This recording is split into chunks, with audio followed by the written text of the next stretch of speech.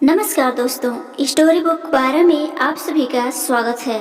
ये कहानी आपको बहुत पसंद आने वाली है, पूरा जरूर देखिएगा। मम्मी पापा जी, आप लोग मेरे कमरे में क्या कर रहे हो? मैं घर से बाहर क्या गई? आप दोनों की इतनी हिम्मत कि आप दोनों मेरे कमरे में आकर बैठ गए। बिंदु छुछलाते हुए सास ससुर को बोली। बिंदु की सास बनीता जी बोली, बहू, हमारे कमरे का ऐसी काम नहीं कर रहा था और तुम्हारे पापा जी को बहुत बेचैनी और घबराहट महसूस हो रही थी, इसलिए हम दोनों तुम्हारे कमरे में आकर बैठ गए। तुम घर में नहीं थी, वरना तुमसे पूछकर ही तुम्हारे कमरे में आते। बहू बिंदु ने तुरंत एसी का रिमोट लिया और एसी बंद करते हुए बोली, गांव में कभी देखा भी नहीं होगा आप दोनों ने एसी, और यहाँ आकर बेटे के पैसे मन मर्जी लुटाए जा रहे हो। बिजली का बिल भी आता है मम्मी जी पापा जी, जो कि आपका बेटा भरता है। आप लोगों को क्या करना है?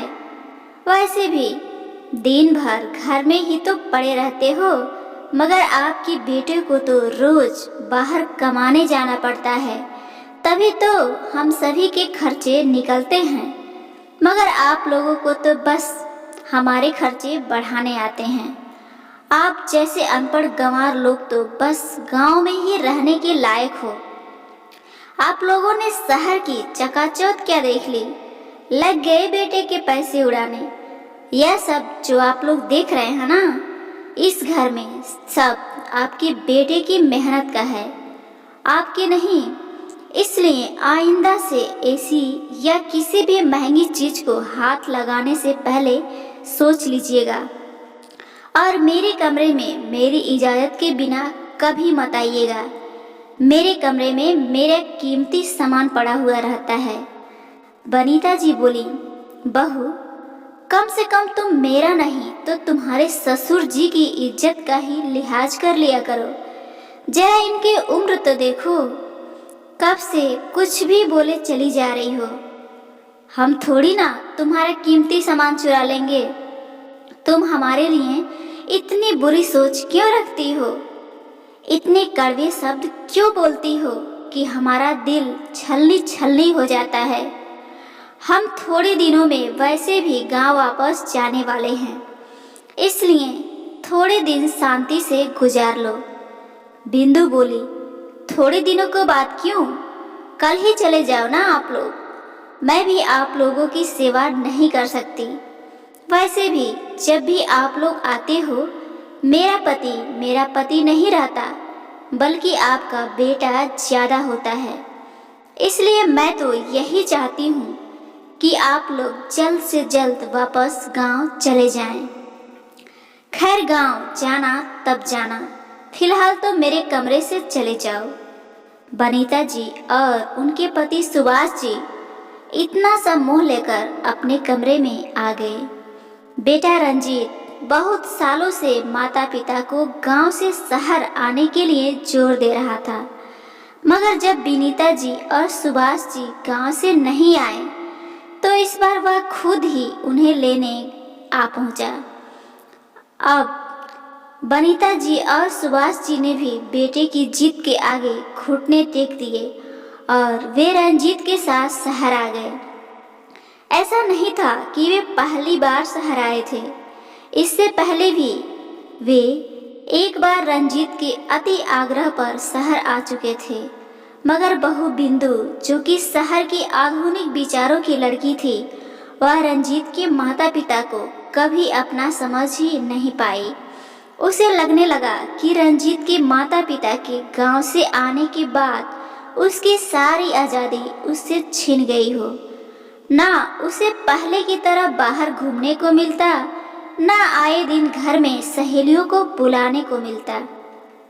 2 वक्त का खाना भी घर में ही बनाना पड़ता, क्योंकि रंजीत कहता था कि उसके मम्मी पापा को बाहर का खाना नहीं पसंद है। रंजीत बाहर घूमने का नाम भी लेता तो उसके माता पिता को भी साथ ले जाता। उसका माता पिता के प्रति यह प्यार उसकी पत्नी बिंदु को बिल्कुल भी बर्दाश्त नहीं होता था। रंजीत अपने माता पिता की बहुत इज्जत करता था, जिसे देख बिंदु को बहुत जलन महसूस होती थी।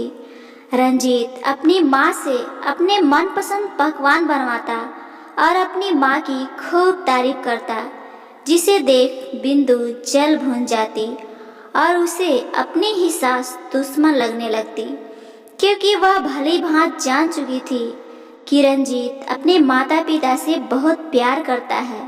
बिंदु घर में रंजीत के सामने तो अच्छे से रहती, मगर रंजीत के ऑफिस जाते ही वह उसके माता पिता से दुर्व्यवहार करने लगती। इसलिए रंजीत के माता पिता ने गांव में ही रहना उचित समझा था। रंजीत बचपन से ही पढ़ने में बहुत होशियार था, इसलिए उसे पढ़ने के लिए माता पिता ने शहर भेजा था। पढ़ाई पूरी होते ही रंजीत की शहर में ही नौकरी लग गई और शहर में रहने वाली बिंदु भी रंजीत की अपनी ही पसंद थी। रंजीत ने शहर में बड़ा मकान ले लिया था, जिसमें सारी सुख सुविधाएं उपलब्ध थी। बड़ी गाड़ी ले ली थी और वह चाहता था कि उसके माता पिता भी हमेशा अब उसके साथ ही रहें। माता पिता का यूं गांव में अकेले रहना रंजीत को बहुत खलता था। वह कहता था, जब यहाँ हम सभी साथ रह सकते हैं तो आप दोनों गांव में क्यों रहते हो। बिंदु को अपने पति के पैसों पर बहुत घमंड था और बिंदु खुद भी बहुत संपन्न परिवार की बेटी थी, जहां उसने किसी चीज की कमी नहीं देखी थी। इस बार भी रंजीत की जिद के कारण बनीता जी व सुभाष जी गांव से आ तो गए थे, मगर बिंदु हर पल दोनों का अपमान करती। वह यही चाहती थी कि दोनों वापस गांव चले जाएं। बनीता जी और सुभाष जी बेटे रंजीत को बहू की हरकतें बताकर पति पत्नी में क्लेश उत्पन्न नहीं करवाना चाहते थे, क्योंकि दोनों जानते थे कि रंजीत को जब पता चलेगा कि बहू घर में दोनों का अपमान करती है तो उनके बेटे रंजीत का दिल टूट जाएगा। वह तो हमेशा दोनों का बहुत सम्मान करता था और उन्हें अपने पास ही रखना चाहता था, मगर बिंदु को तो सास ससुर फूटी आंख भी ना सुहाते थे। एक दिन रंजीत अपने कमरे में तैयार हो रहा था तो उसे बिंदु की आवाज आई। बिंदु बनीता जी पर चिल्ला रही थी, मम्मी जी, आप गांव के लोगों को जब समझ नहीं होती है तो उल्टी सीधी काम क्यों करने जाते हो। आपको मशीन में कपड़े लगाने को किसने कहा था। आपको हैंड वॉश की बोतल और कपड़े धोने वाली लिक्विड की बोतल में फर्क नहीं समझ आया। आपने मशीन में हैंड वॉश ही डाल दिया। मैंने कितनी बार कहा है कि हमारे घर की महंगी महंगी चीज़ों को आप हाथ मत लगाइए।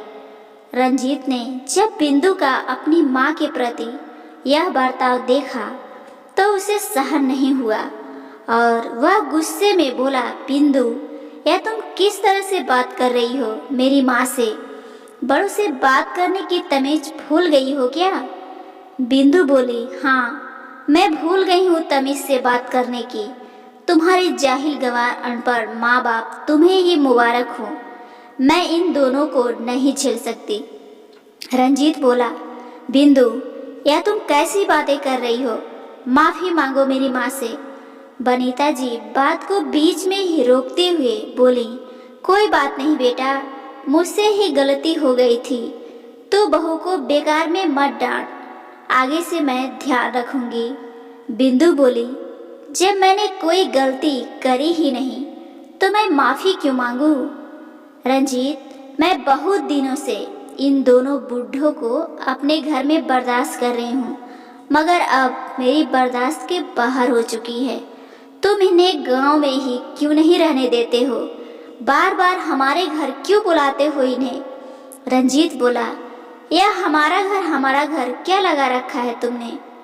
इस घर पर मेरे माता पिता का भी उतना ही अधिकार है जितना तुम्हारा, समझी। बिंदु बोली, फिर एक काम करो, सारी उम्र अपनी माँ के पल्लू से बंधे रहना।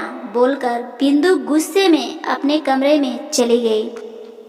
सुभाष जी बेटे से बोले, बेटा तू हमारे गांव की टिकट बनवा दे।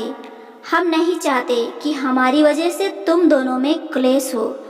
रंजीत अपने माता पिता से माफ़ी मांगते हुए बोला, बिंदु की तरफ से मैं आप दोनों से माफ़ी मांगता हूँ, मगर आप दोनों हमको छोड़कर मत जाइए। सुभाष जी बोले, बेटा फिलहाल हमारा गांव जाना ही उचित रहेगा। तुम्हारा जब मन करे तब तुम हमसे गांव मिलने आ जाना। रंजीत दोनों की गांव की टिकट बनवा दी और सुभाष जी और बनीता जी वापस गांव आ गए। बिंदु इतनी घमंडी थी कि माफ़ी मांगना तो दूर, वह कभी अपने सास ससुर से गांव में फोन पर बात भी नहीं करती थी। रंजीत को बिंदु का यह व्यवहार देखकर बहुत दुख होता था। कुछ महीनों बाद रंजीत ऑफिस से आकर बोला, बिंदु थोड़ी देर में मम्मी पापा आने वाले हैं, जरा खाना तैयार रखना। बिंदु बोली, क्या तुम्हारे मम्मी पापा फिर से यहाँ आ रहे हैं? लेकिन वे वापस यहाँ क्यों आ रहे हैं? पिछली बार हमारे ही घर में हम पति पत्नी का झगड़ा करवाकर उन दोनों को शांति नहीं मिली क्या, जो फिर से कलह डालने आ रहे हैं? एक काम करो, तुम उन्हीं को रखो, मैं चली हमेशा के लिए अपने मायके। बोलकर बिंदु बैग में अपने कपड़े भरने लगी। थोड़ी ही देर में डोरबेल बजी। बिंदु ने दरवाज़ा खोला तो देखा सामने उसके मम्मी पापा सूटकेस लिए खड़े थे। बिंदु बोली, मम्मी पापा आप लोग अचानक यहाँ? बिंदु की मम्मी जी बोली, हाँ बेटा, तेरे भाई भाभी ने हम दोनों को घर से निकाल दिया है। हम दोनों तो वृद्धाश्रम जा रहे थे, मगर दामाद जी को जब पता चला तो उन्होंने हमें रोक लिया और कहने लगे, मेरे होते हुए आप लोगों को वृद्धाश्रम जाने की कोई ज़रूरत नहीं है, आप लोग मेरे घर में मेरे साथ रहेंगे।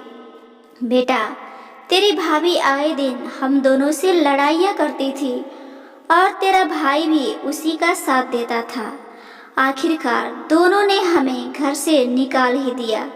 तेरे भाई भाभी हमें बहुत ताने देते थे, फिर भी हम उसका उल्टा जवाब नहीं देते थे।